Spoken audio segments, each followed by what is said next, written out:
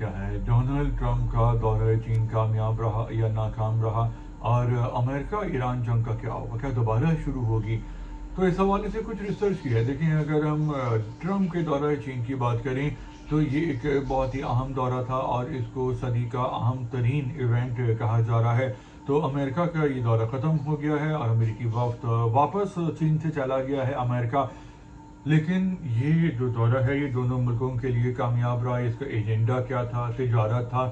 Main focus جو تھا وہ تجارت تھا، کیونکہ دونوں ممالک ایک دوسرے سے بہت زیادہ پیسوں کی تجارت کرتے ہیں اور تجارت میں بھی چائنا کا پلڑا بھاری ہے. اور اگر ان مذاکرات کو دیکھیں تو امریکہ کا بہت اچھا استقبال کیا گیا اور اس میں جو برابری کے لیول پر کیا گیا.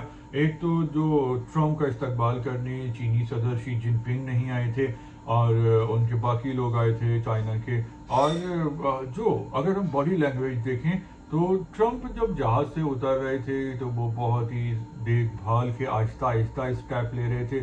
تو باڈی لینگویج کے حساب سے اگر دیکھا جائے تو یہ چیز شو کرتی ہے کہ ڈونلڈ ٹرمپ صاحب جو ہیں وہ کمزور ہو گئے ہیں، بزرگ ہو گئے ہیں. اور ویسے بھی وہ 80 ایئرس کے ہیں، تو اس ایج میں انسان بزرگی ہو جاتا ہے. پاکستان میں تو اکثر لوگ فارغ ہو جاتے ہیں، کمزور ہو جاتے ہیں، صحت کے مسئلے ہو جاتے ہیں. باہر کے ملکوں میں اچھی آب و ہوا ہے، غذا ہے، تو لوگ پھر بھی چل پھر رہے ہوتے ہیں اور کافی حشاش بشاش ہوتے ہیں.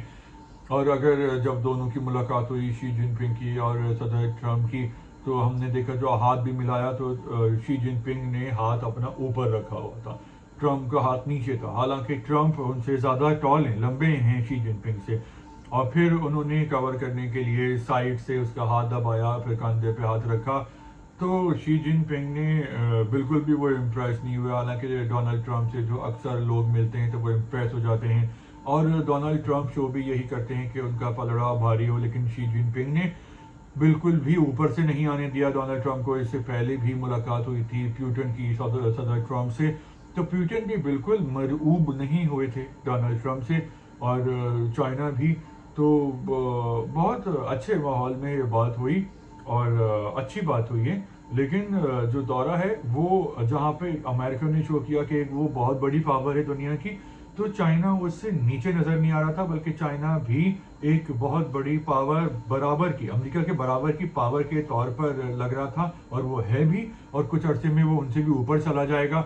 ٹیکنالوجی کے میدان میں بھی یہ لوگ بہت آگے ہیں. بلکہ ہوا یہ ہے کہ جو اب امریکہ کے لوگ آئے تھے تو وہ اپنے فون بھی جو ہیں وہ برنر فون یوز کر رہے تھے اہم باتیں کرنے کے لیے.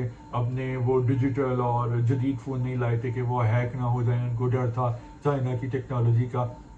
جو ان کو تحفے ملے تو وہ سارے تحفے بھی چائنا میں چھوڑ کے چلے گئے اس ڈر سے کہ اس میں ان کی جاسوسی نہ ہو جائے. تو بلکہ کہا جا رہا ہے کہ پھینک کے چلے گئے چائنا میں ہی اپنا سارا سامان.